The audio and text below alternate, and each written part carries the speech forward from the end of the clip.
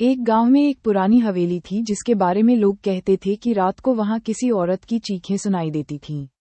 कोई भी उस हवेली के पास नहीं जाता था, खासकर रात में। एक दिन गांव के कुछ बहादुर दोस्त उस हवेली के रहस्य का पता लगाने गए। एक गांव में दूर सुनसान खेतों के बीच एक पुरानी हवेली थी। लोग कहते थे कि रात को उस हवेली से किसी औरत के चीखने की आवाज आती है। कोई भी उस हवेली के पास नहीं जाता था, खासकर रात में। एक दिन गांव के 3 दोस्त अमित, राधिका और समीर ने तय किया कि वे इस रहस्य का पता लगाएंगे। वे रात में टॉर्च और एक पुरानी डायरी लेकर हवेली पहुंचे। हवेली का दरवाजा अपने आप चरमराते हुए खुला।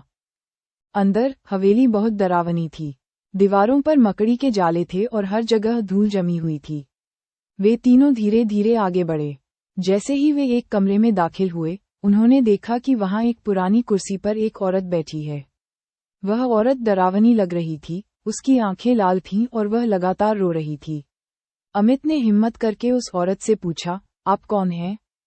और आप यहाँ क्यों रो रही हैं? औरत ने रोते हुए जवाब दिया, मैं इस हवेली की आत्मा हूँ। मेरा नाम राधा है, मैं यहाँ बहुत दुखी हूँ। राधिका ने पूछा, क्यों? आपको क्या दुख है? राधा ने कहा, मुझे इस हवेली में कैद कर दिया गया था।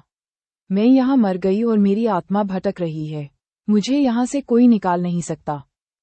समीर ने कहा, हम आपको यहाँ से निकालने की कोशिश करेंगे। हमें बताइए कि हम क्या कर सकते हैं। राधा ने बताया, इस हवेली के नीचे एक तहखाना है। उस तहखाने में एक ताला लगा है। उस ताले को तोड़कर आपको एक किताब मिलेगी। उस किताब में एक मंत्र लिखा है। उस मंत्र को पढ़ने से मैं यहाँ से मुक्त हो जाऊंगी। तीनों दोस्तों ने तहखाने की तलाश की। उन्हें वह तहखाना मिल गया और उन्होंने ताले को तोड़ दिया। उन्हें वह किताब मिल गई और उन्होंने मंत्र पढ़ा। जैसे ही उन्होंने मंत्र पढ़ा, हवेली में एक तेज रोशनी हुई और राधा की आत्मा मुक्त हो गई।